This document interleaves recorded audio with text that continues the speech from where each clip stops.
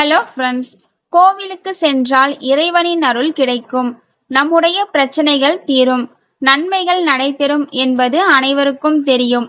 ஆனால் அனைவருக்கும் ஒரே மாதிரியான பிரச்சனைகளோ வேண்டுதல்களோ இருப்பது கிடையாது. அவரவருக்கு இருக்கும் பிரச்சனைகளுக்கு உரிய நாள், கிழமை, நேரத்தில் சென்று இறை தரிசனத்தை பெறுவதால் நம்முடைய வழிபாட்டிற்கான முழு பலனையும் பெற முடியும். சிவபெருமானை வழிபடுவதற்கும் குறிப்பிட்ட நாள், கிழமை, நேரம் ஏற்றதாக சொல்லப்படும். எந்த கோரிக்கைக்காக சிவனிடம் முறையிடுகிறோம் அந்த நாளில் அதற்கான நேரத்தில் சென்று வழிபடும் பொழுது மிக அதிகமான பலன்கள் நமக்கு கிடைக்கும். நம்முடைய வேண்டுதல் நிறைவேற எந்த நாளில் எந்த நேரத்தில் சிவன் கோவிலுக்கு செல்லலாம், பிரதோஷத்தன்று சிவ வழிபாடு செய்வதால் என்ன பலன் கிடைக்கும் என்பதை தெரிந்து கொள்ளலாம். அதுக்கு முன்னாடி நீங்க இன்னும் இந்த சேனலை சப்ஸ்கிரைப் பண்ணல அப்படின்னா சப்ஸ்கிரைப் பண்ணிட்டு ஹால்னு கொடுத்து வச்சுக்கோங்க. அப்பதான் அடுத்தடுத்து போடுற வீடியோலாம் உங்களுக்கு நோட்டிபிகேஷனா வரும். இந்த வீடியோல ஏதாச்சும் டவுட் இருந்தது அப்படின்னா கமெண்ட் செக்ஷன்ல கமெண்ட் பண்ணுங்க. வாங்க வீடியோக்குள்ள போகலாம். கோவிலுக்கு செல்வதற்கு நேரம் காலம் பார்க்க கூடாது என்பார்கள். இருந்தாலும் நாம் செல்லும் கிழமை, திதி, நட்சத்திரம், காலம் ஆகியவற்றிற்கும் அந்த கோவிலுக்கு சென்றதால் கிடைக்கும் பலன்களுக்கும் நிறைய தொடர்பு உண்டு. குறிப்பாக சிவபெருமானை தரிசிக்கும் நேரம் மற்றும் கிழமைக்கு ஏற்றவாறு பலன்கள் மாறுபடும். இதனால்தான் மற்ற நாட்களை விட பௌர்ணமி நாளில் மட்டும் லட்சக்கணக்கானவர்கள் கிரிவலம் செல்வதற்காக திருவண்ணாமலையில் குவிகிறார்கள். பிரதோஷம், சிவராத்திரி, பௌர்ணமி தவிர மற்ற எந்தெந்த நாட்கள் சிவனை தரிசித்தால் என்னென்ன பலன்கள் நமக்கு கிடைக்கும் என்பதை தெரிந்து கொள்ளலாம். பிரதோஷ தரிசன பலன்கள் பத்தி பார்க்கலாம். பிரதோஷ வேளையில் அருகம்புல்லை மாலையாக கட்டி நந்திக்கு சாற்ற வேண்டும். வில்வம், மரிக்கொழுந்து, மல்லிகை ஆகிய மலர்களாலும் அலங்காரம் செய்வார்கள். சனிக்கிழமை பிரதோஷ காலங்களில் ஈசனை தரிசிப்பதால் சகல பாவங்களும் விலகி புண்ணியம் சேரும், சகல சௌபாக்கியங்களும் உண்டாகும்.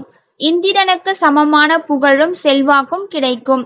பிரதோஷத்தன்று செய்யப்படும் தானம் அளவற்ற பலன் கொடுக்கும், பிறப்பே இல்லாத முக்தியை கொடுக்கும் என்று புராணங்கள் சொல்கிறது. ஒரு சனி பிரதோஷத்தன்று சிவாலயம் சென்றால் 5 வருடங்கள் தினமும் சிவாலயம் சென்று வந்த புண்ணியம் கிடைக்கும்.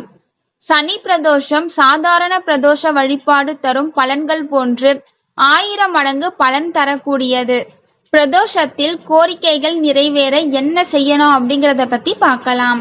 சனி பிரதோஷத்தன்று மாலை வேளையில் சிவாலயங்களுக்கு சென்று உங்களால் இயன்ற அபிஷேக பொருட்களை அளித்து அபிஷேகம் செய்து நந்தியை வழிபட சிவபெருமானின் பரிபூரண அருள் கிடைக்கும்.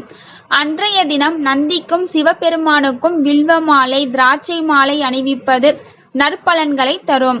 அதுவும் நம்முடைய கைகளால் வில்வம், அருகம்புல், திராட்சை மாலை கோர்ப்பதும் அவற்றை கோர்க்கும் பொழுது நமசிவாய மந்திரத்தையும் நம்முடைய கோரிக்கைகளையும் மனதிற்குள் சொல்லியபடியே கோர்ப்பதும் நம்முடைய வேண்டுதல் விரைவில் நடத்தி வைக்க வழிவகுக்கும். இப்போ சிவனை வழிபடும் கிழமையும் அதற்கான பலன்களும் பத்தி பார்க்கலாம். திங்கட்கிழமையில் வரும் அமாவாசை நாளில் ராகு காலத்தில் காலை 7:30 முதல் 9 மணிக்குள் சிவபெருமானை தரிசனம் செய்தால் மனவியாதிகள் மற்றும் குழப்பமான சூழ்நிலைகள் மாறும். செவ்வாய்க்கிழமை அன்று வரும் யமகண்ட நேரத்தில் காலை 9 மணி முதல் 10:30 மணி வரை சிவபெருமானை தரிசனம் செய்தால் கடன் தொல்லைகளில் இருந்து விடுபட முடியும். புதன்கிழமை அன்று சிவபெருமான் கோவிலுக்கு சென்று அதிகாலை நடை திறந்தவுடன் முதல் தரிசனம் செய்ய அல்லது அபிஷேகம் செய்ய தொழில், உத்தியோகம், வளர்ச்சி, உயர் பதவிகள் கிடைக்கும். வியாழக்கிழமை இரவு சுவாமியை பள்ளியறைக்கு எழுந்தருள செய்யும் நேரத்தில் கடைசி தரிசனம் செய்தால் இணையில்லா செல்வம் கிடைக்கும். வெள்ளிக்கிழமையும் பௌர்ணமியும் சேரும் காலத்தில் மாலை 4:30 முதல் 6 மணிக்குள் சிவபெருமானை தரிசனம் செய்தால் மகாலட்சுமி அருள் கிடைக்கும். சனிக்கிழமை ராகு காலத்தில் காலை 9 மணி முதல் 10:30 மணி வரை சிவபெருமானை தரிசனம் செய்தால் கர்ம வினைகள் கலைந்துவிடும். ஞாயிற்றுக்கிழமை அன்று ராகு காலத்தில் மாலை 4:30 மணி முதல் 6 மணி வரை சிவபெருமானை தரிசனம் செய்தால் எதிரிகளால் ஏற்படும் துன்பங்கள் விலகி தைரியம் ஏற்படும். முக்தியை தரக்கூடிய சிவ தரிசன நேரம் பத்தி பார்க்கலாம். இவைகளை விட மிக மிக முக்கியம், லிங்கோத்பவ காலத்தில் சிவபெருமானை தரிசனம் செய்தால் பிறவா நிலையாகிய முக்தியை அடையலாம். லிங்கோத்பவ காலம் என்பது திரியோதசியும் சதுர்தசியும் சந்திக்கும் காலத்தின் பெயர். அதாவது அமாவாசை அல்லது பௌர்ணமி தொடங்கி 13வது நாள் முடிந்து 14வது நாள் தொடங்கும் காலம்.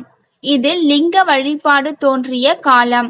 அது மட்டுமின்றி சிவபெருமான் அடிமுடி காண முடியாத ஜோதி வடிவமாக மகாவிஷ்ணுவிற்கும் பிரம்மதேவருக்கும் காட்சி கொடுத்த காலம்.